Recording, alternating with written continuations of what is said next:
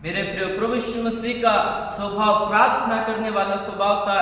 यीशु का जीवन प्रार्थना करने वाला था। और जिस प्रकार से परमेश्वर का वचन लूका रचित सुसमाचार उसका 5वां अध्याय और उसके 16 पद को जब पढ़ते, परमेश्वर का वचन वहां पर कहता है, परंतु वो जंगलों में अलग जाकर प्रार्थना किया करता था। ओ मेरे प्रियो, यीशु के विषय में वचन कहता है कि यीशु मसीह जंगल में अलग जाकर वो प्रार्थना किया करता था।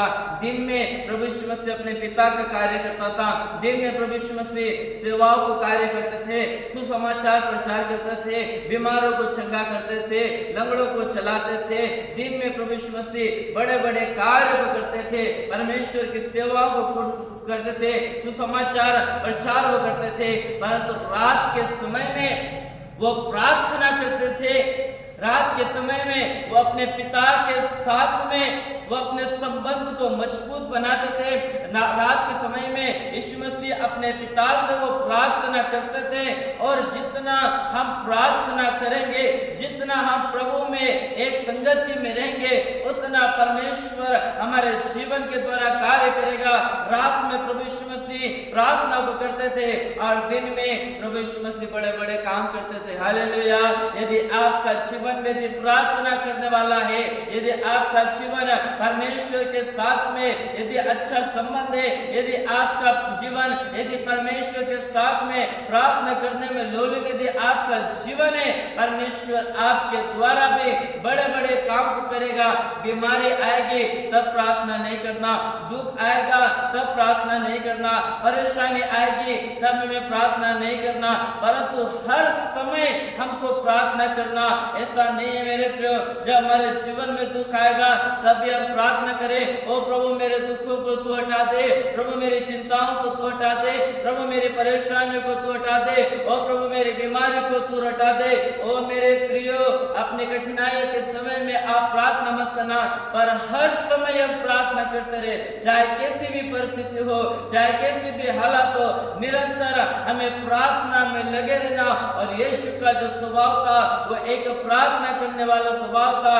और अपनी मृत्यु के अंतिम दिन में भी यीशु मसीह गसमी उस बगीचे में वो घुटने टेक कर प्रार्थना करने लगा और कहने लगा, हे पिता, यदि तेरी इच्छा हो तो ये कटोरा मुझसे टल जाए। परंतु यीशु मसीह कहने लगा, हे पिता, मेरी इच्छा नहीं परंतु तेरी इच्छा पूरी हो।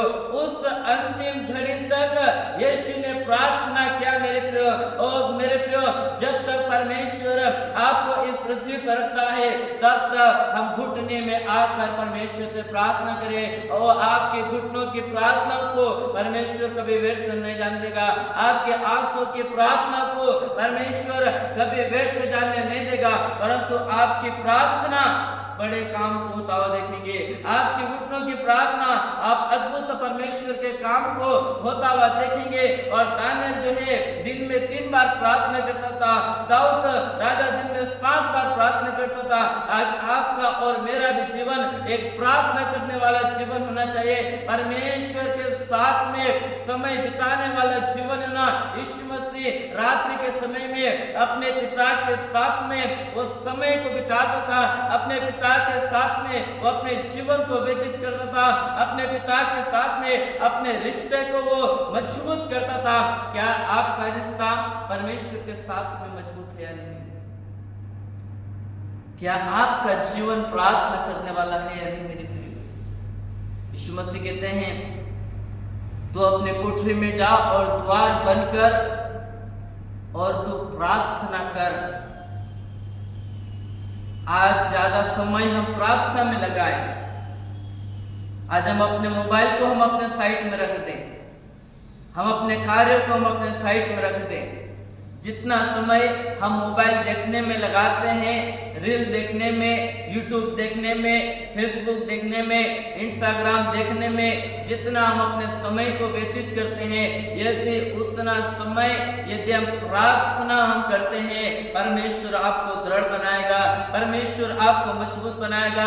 ओ मेरे प्रियो, प्रभु आपको एक प्रार्थना योद्धा के समान परमेश्वर आपको खड़ा कर देगा, यदि आप घुटने टेक लेकर यदि आप परमेश्वर से प्रार्थना करते हैं, जितना समय हो उतना समय हम परमेश्वर की उपस्थिति में हम अपने समय को बिताएं, और परमेश्वर की उपस्थिति में यदि हम अपने समय को बिताते हैं, ओ परमेश्वर आपकी प्रार्थना को कभी व्यर्थ नहीं जान देगा।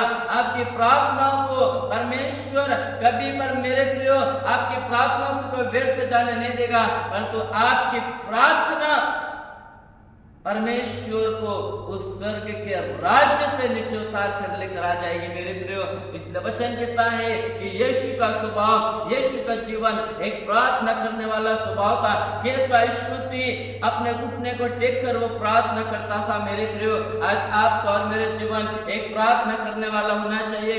आपका जीवन अपने परिवार के लिए प्रार्थना करने वाला जीवन होना चाहिए। आपका जीवन अपने पति के लिए, अपनी पत्नी के लिए, अपने बच्चों के लिए, अपने परिवार के लिए आपका जीवन प्रार्थना करने वाला होना चाहिए। यदि आपका जीवन प्रार्थना करने वाला है, आप अपनी आंखों से बदलाव को होते हुए देखेंगे, आप अपनी आंखों से परिवर्तन को होता हुआ देखेंगे। मेरे प्रियो, इसलिए हमें अपने जीवन में प्रार्थना करना, और परमेश्वर का वचन जिस प्रकार से रोमियो की पत्री उसका 12वां अध्याय और उसके 12 पद को जब पढ़ते हैं, परमेश्वर का वचन वहां पर कहता है कि आशा में आनंदित रहो, क्लेश में स्थिर रहो, और प्रार्थना में नित्य लगे रहो। कितना अच्छा वचन कहता है।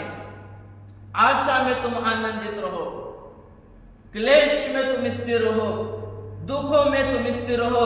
कई बार जब हमारे जीवन में दुख आता है, कई बार जब हमारे जीवन में परेशानी आती है, कई बार जब हमारे जीवन में तकलीफ आती है, हम स्थिर नहीं रहते, हमारा जीवन डगमगा जाता है, हम अपने विश्वास पर हम शंका करने लग जाते हैं।